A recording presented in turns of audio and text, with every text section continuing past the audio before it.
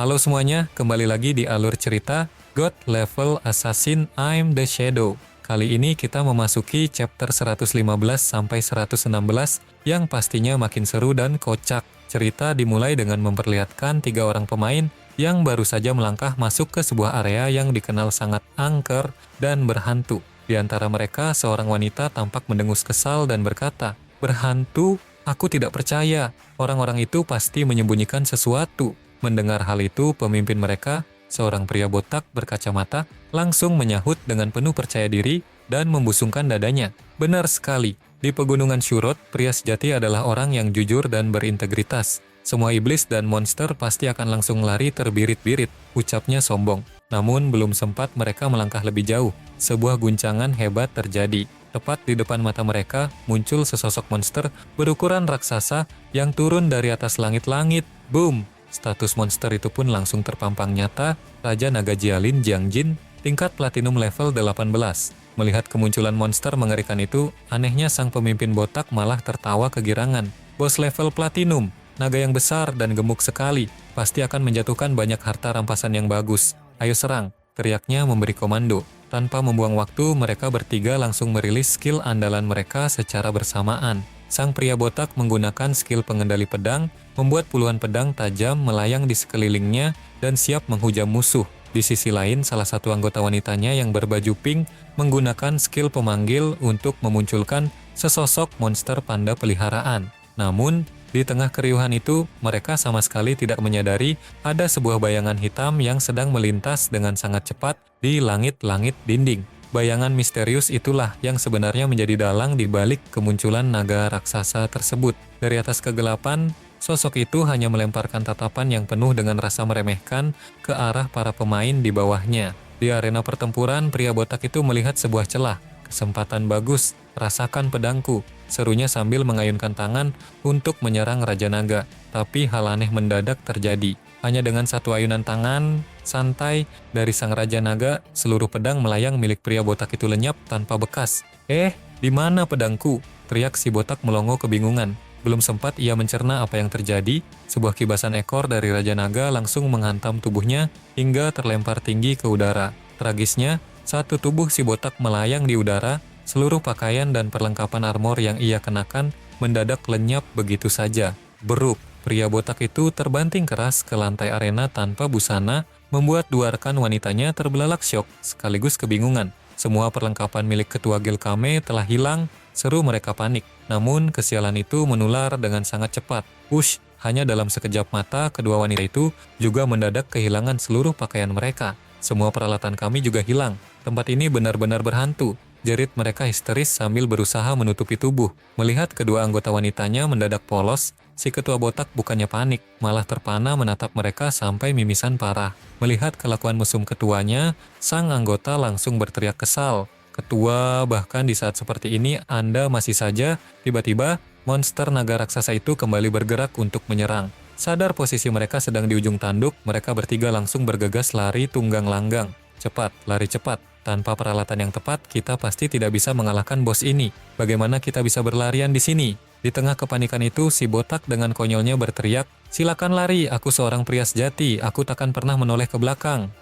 Sementara itu, di sisi lain, tepatnya di dekat pintu masuk kota bawah tanah roh pengembara, sang karakter utama kita, Shadow, telah tiba di lokasi bersama dengan Lu Zanfeng. Seketika itu juga sebuah notifikasi sistem yang mencekam muncul di hadapan mereka. "Anda telah memasuki penjara roh pengembara. Area ini adalah zona mengamuk, di mana umur berkurang 100 kali lebih cepat." Lu Zanfeng yang berbadan gempal langsung merinding ketakutan. "Bos, mohon berhati-hati, tempat ini benar-benar berhantu. Saya paling takut pada hantu," bisiknya sambil gemetaran. Dengan ekspresi yang sangat tenang, Shadow menjawab santai, "Jangan khawatir, tempat ini tidak berhantu." "Tunggu, itu bukan hantu? Lalu bagaimana Anda menjelaskan fenomena aneh itu?" tanya Lu Zanfeng heran. Itu karena belum sempat Shadow menyelesaikan kalimatnya. Dari arah depan tiba-tiba muncul 3 orang yang tadi dikejar monster, berlari kencang ke arah mereka sambil berteriak histeris. Sang ketua guild botak yang memimpin pelarian itu berteriak, lihat, ada seseorang di depan. Bagus, tolong, aku tidak mau terlihat telanjang." Melihat pemandangan absurd 3 orang yang berlari tanpa busana, Shadow justru mengangkat jempolnya dan memberikan ekspresi wajah yang sangat lucu. "Kalian para pemain Sichuan dan Chongqing benar-benar berpikiran terbuka. kalian bahkan suka berlarian telanjang. Sindir Shadow santai. Lu Zanfeng yang mengenali mereka langsung berseru panik, Anda salah paham pak. Mereka berasal dari Guild Gunung Shudao, dan mereka adalah saingan lama kita. Tiba-tiba, di tengah kekacauan itu, Shadow menerima sebuah pemberitahuan sistem yang mendesak. Telah terjadi pencurian yang tidak diketahui penyebabnya, sehingga memicu status tidak tersentuh. Sejauh ini belum ada barang yang hilang. Skill tak terkalahkan memasuki masa pendinginan. Waktu tersisa 30 detik. Ternyata tanpa disadari ada sesosok makhluk tersembunyi yang mencoba mencuri pakaian Shadow. Namun gagal total karena memicu skill pasif. Tak tersentuh milik Shadow. Shadow yang menyadari hal itu langsung menoleh ke arah Lu Zanfeng. Dan benar saja, seluruh item pakaian milik Lu Zanfeng sudah raib dalam sekejap. Lu Zanfeng langsung berteriak histeris ketakutan, bajuku hilang, hantu. Hantunya ada di sini. Melihat kekacauan yang ditimbulkan oleh monster naga di depan mereka, Shadow tidak tinggal diam. Dia melangkah maju dengan tenang lalu melancarkan skill andalannya, Night Ring Blade. Seketika itu juga, kilatan pedang kegelapan menyelimuti seluruh tubuh monster raksasa tersebut dan menghancurkannya berkeping-keping dalam hitungan detik. Ping, notifikasi sistem kembali muncul. Raja Naga Jialin, Jiang Jin telah terbunuh. Melihat bos tingkat platinum yang membuat mereka hampir mati, justru tewas seketika dengan satu serangan, si pria botak langsung terbelalak syok. Dia kalahkan bos platinum seketika, mungkinkah bahwa sang Shadow telah menyelamatkan kita? Pasti Shadow, aku bahkan tidak bisa melihat di mana orang itu berada, sahut anggota guild lainnya dengan penuh rasa kagum dan bersyukur. Namun, perhatian Shadow tidak tertuju pada pujian mereka. Sepasang matanya menatap tajam ke arah langit-langit dinding. Dia menghindarinya. Tingkat penyembunyian yang sangat tinggi, gerakan yang sangat lincah. Ia berkeliaran dengan tujuan mengumpulkan harta karun berharga. Sosok yang maksud Shadow kini memang sedang berada dalam mode tak terlihat, menempel di langit-langit dinding sambil menggerutu kesal. Sosok itu tidak lain adalah seorang NPC tingkat epik bernama William Scott, sang pencuri ulung. Di dalam persembunyiannya, William Scott mengumpat habis-habisan, "Sialan, siapa pria itu? Bagaimana mungkin dia bisa menyadari dan menyerangku? Pencurianku digagalkan oleh perisainya, sialan. Dia punya banyak harta karun di tubuhnya, terutama senjata itu." Batin sang pencuri mengincar senjata Shadow. Sambil tetap waspada, Shadow menggunakan suaranya untuk memberi peringatan kepada para pemain di bawah, "Kalian semua segera tinggalkan tempat ini." Yang disebut-sebut sebagai kejadian gaib itu sebenarnya disebabkan oleh NPC tingkat epik yang disebut William Scott. Tingkat kemampuan menyelinapnya sangat tinggi. Jika kau tetap di sini, dia hanya akan mencuri semua barangmu. Mendengar hal itu, Lu Zanfeng tersentak. NPC tingkat epik, sementara si botak bertanya penuh harap, "Bos, bisakah Anda menanganinya?" Shadow menyahut dengan realistis, "Statistiknya hanya 1/10 dari statistik bos level epik. Aku akan mencobanya." Mendengar situasi tersebut, Lu Zanfeng bergumam sinis sambil melirik rivalnya. "Ternyata mereka benar-benar ingin aku pergi dengan preman ini." Si botak yang merasa tersinggung langsung berteriak tidak terima, "Lu si gendut, apa yang kau katakan? Seolah-olah kami yang ingin bersama Anda." Akhirnya, di tengah zona berbahaya yang bisa mengurangi umur tersebut, Lu Zanfeng dan pria botak bernama Zhu Fengge itu malah asyik berdebat hebat. Mereka saling mengata-ngatai fisik dan tampang satu sama lain dengan sangat sengit. Karena tensi yang makin tinggi, mereka pun memutuskan untuk bertaruh sesuai dengan aturan rivalitas mereka. "Kaulah yang menetapkan aturan, jadi jangan bilang aku, Zhu Fengge, menindasmu, Lu Zanfeng," tantang si botak. "Kalau begitu, mari kita bandingkan," balas Lu Zanfeng berapi-api. Zhu Fengge tersenyum licik. Siapa yang dapat memberikan lebih banyak bantuan kepada sang Master Shadow dalam kampanyenya melawan sang pencuri suci? Mendengar taruhan itu, Lu Zanfeng langsung tertawa terbahak-bahak. "Kamu bahkan tidak punya celana dalam, bantuan apa yang bisa kamu berikan kepada bos Shadow? Kamu hanya mencari masalah." Ejek Lu Zanfeng puas. Zhu Fengge mendengus sombong, "Betapa bodohnya kamu, perhatikan baik-baik. Bos Shadow, kami dari Gunung Shudao punya hadiah untuk Anda. Silakan terima." Serunya sambil menyodorkan sebuah item berharga. Seketika itu juga, Shadow menerima sebuah notifikasi transaksi sistem.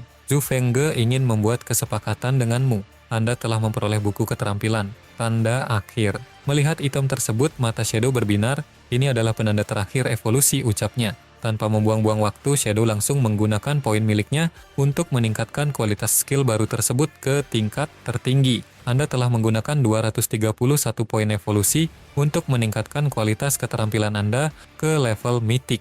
Keterampilan tanda akhir kelas, Assassin, tingkat mitologi. Efek. Setelah digunakan, Serangan berikutnya yang mengenai target akan menandai musuh dan mengunci lokasinya selama 30 detik. Selama waktu ini, semua serangan terhadap target memberikan peningkatan kerusakan sebesar 20%. Melihat skill tersebut berhasil dipelajari, Zhu Fengge langsung mengangkat tangannya penuh kemenangan. Bukan keterampilan yang buruk. Hahaha, terima kasih atas pengakuannya Master.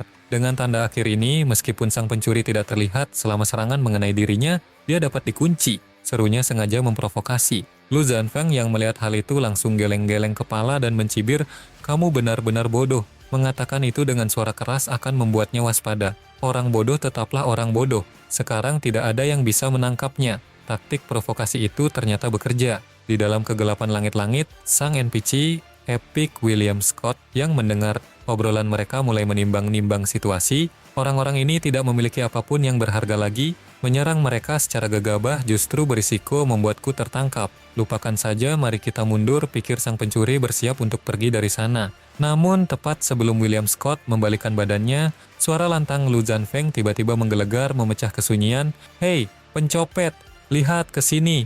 William Scott secara refleks langsung menoleh ke arah suara tersebut. Dan seketika itu juga, sebuah pancaran cahaya terang yang sangat menyilaukan dan luar biasa megah mendadak muncul dari arah tangan Lu Zanfeng. Dengan senyum lebar yang penuh kemenangan, Lu Zanfeng berteriak menantang sang pencuri ulung, "Saya masih menyimpan harta yang sangat berharga di sini. Bisakah kamu menahan keinginan untuk mencurinya?" Ternyata cahaya super terang dan menyilaukan itu terpancar dari sebuah aksesori tingkat epik legendaris yang sengaja ia jadikan umpan, yaitu jantung Sichuan. Melihat benda legendaris yang dikeluarkan oleh Lu Zanfeng, Zhu Fengge seketika terbelalak syok. Jantungnya serasa mau copot. "Sialan, itu jantung Sichuan. Perhiasan legendaris itu benar-benar ada di sini." Batinnya histeris. Zhu Fengge tahu betul betapa gilanya atribut item tersebut. Dengan mengenakannya, damage dari serangan belakang akan berkurang drastis hingga 90%. Terlebih lagi, item itu bukan sekadar perhiasan biasa, melainkan sebuah bukti kejayaan seluruh wilayah Sichuan. Hanya dengan memilikinya, seseorang baru bisa memenuhi syarat untuk menjadi Raja Sichuan. Melihat Lu Zanfeng menyelubungi item suci itu dengan lembut menggunakan panas tubuhnya sendiri, Zhu Fengge mendengus sebal, sungguh menjijikan. Pancaran kilau jantung Sichuan ternyata benar-benar menjadi umpan yang sempurna. Di atas langit-langit, NPC Epic William Scott langsung terpana sampai matanya melotot tajam. Sangat indah, seperti matahari yang menyala-nyala, seperti bintang, gumam sang pencuri, ulung terpesona. Bagi seorang kolektor tingkat tinggi seperti dirinya, mustahil untuk tetap acuh tak acuh setelah melihat karya seni seindah itu. Rasa serakahnya langsung memuncak mengalahkan akal sehatnya. Seketika William Scott bergerak secepat kilat menerjang maju dari kegelapan siap mencuri perhiasan legendaris itu. "Saya harus mendapatkannya, meskipun tahu itu jebakan. Meskipun mereka tahu sedang menungguku masuk dalam jebakan, meskipun mengetahui hanya ada peluang sukses 1/10.000, aku juga harus mendapatkannya," raung William Scott di dalam hati. Melihat pergerakan angin yang mendekat, Lu Zanfeng langsung berteriak memberi aba-aba, "Master Shadow, sekarang!"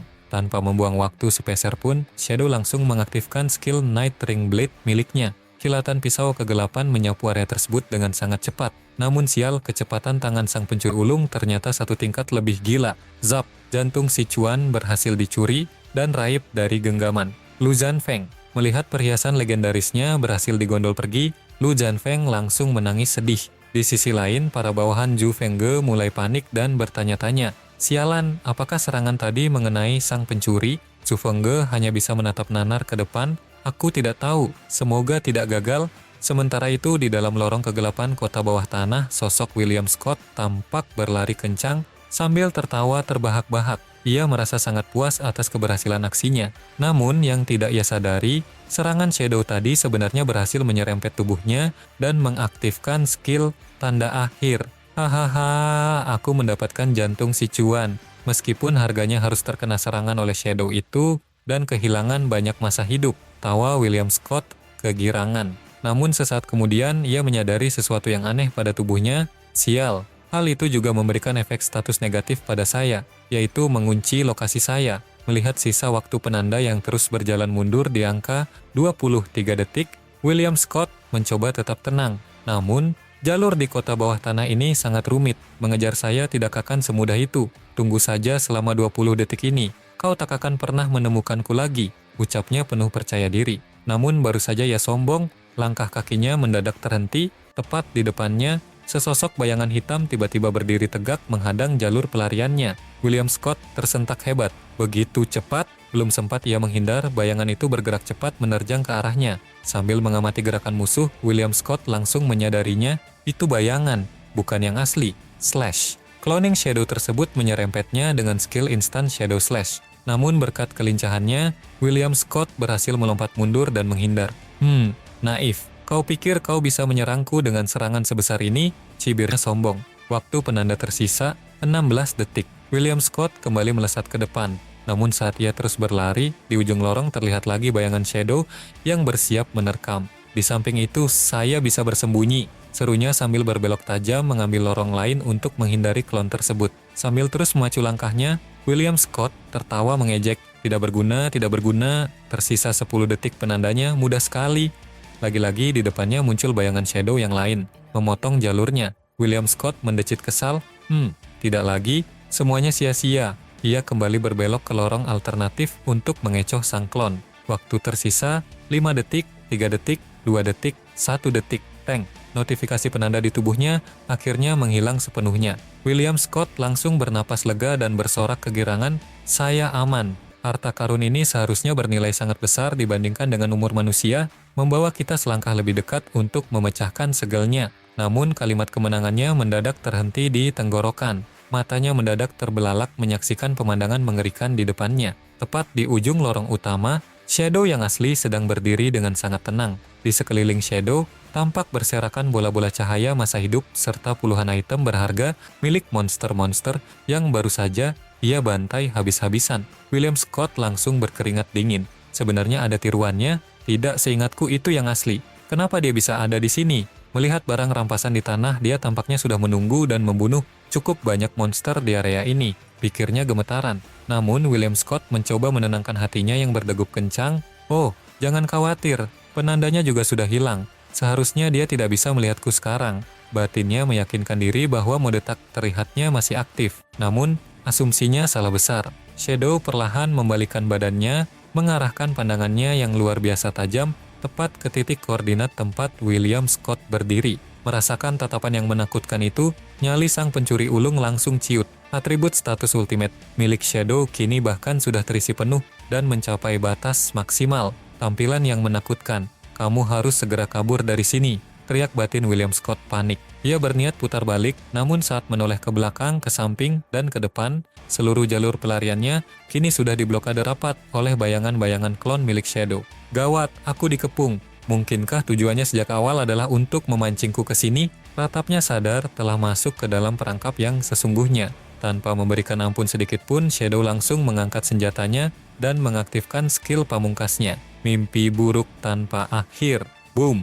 Gelombang kegelapan yang pekat langsung menghantam tubuh William Scott. Seketika itu juga, bar status mimpi buruk di atas kepalanya melonjak drastis hingga mencapai batas maksimal. Efek mengerikan dari skill tersebut langsung menyerang mentalnya. Di dalam pandangannya, lingkungan sekitar berubah menjadi neraka dan muncul monster-monster raksasa yang sangat menyeramkan siap mencabik-cabik tubuhnya. William Scott berteriak histeris, menjerit kesakitan menahan siksaan mental yang luar biasa. Aku salah, aku menyerah. Teriaknya pasrah. Tubuh sang pencuri ulung langsung tumbang tak berdaya ke atas tanah, dan seketika itu juga efek mode tak terlihatnya pecah, menampilkan wujud aslinya yang sedang gemetaran hebat. Shadow melangkah maju dengan sangat tenang, menatap dingin ke arah targetnya yang sudah tidak berdaya. Jadi beginilah penampilan sang pencuri, ucap Shadow datar. Masih di bawah pengaruh efek mimpi buruk yang menyiksa dan dalam kondisi sekarat, William Scott mengangkat tangannya yang gemetar, memohon dengan sisa-sisa tenaganya, tolong jangan bunuh aku. Saya bersedia menjadi hambamu yang setia. Luar biasa. Sang pencuri ulung tingkat epik akhirnya bertekuk lutut dan memohon untuk menjadi budak setia. Sang Shadow, apakah Shadow akan menerima tawaran tersebut atau justru menghabisinya demi XP melimpah? Sekian alur cerita hari ini, sampai jumpa lagi di episode berikutnya.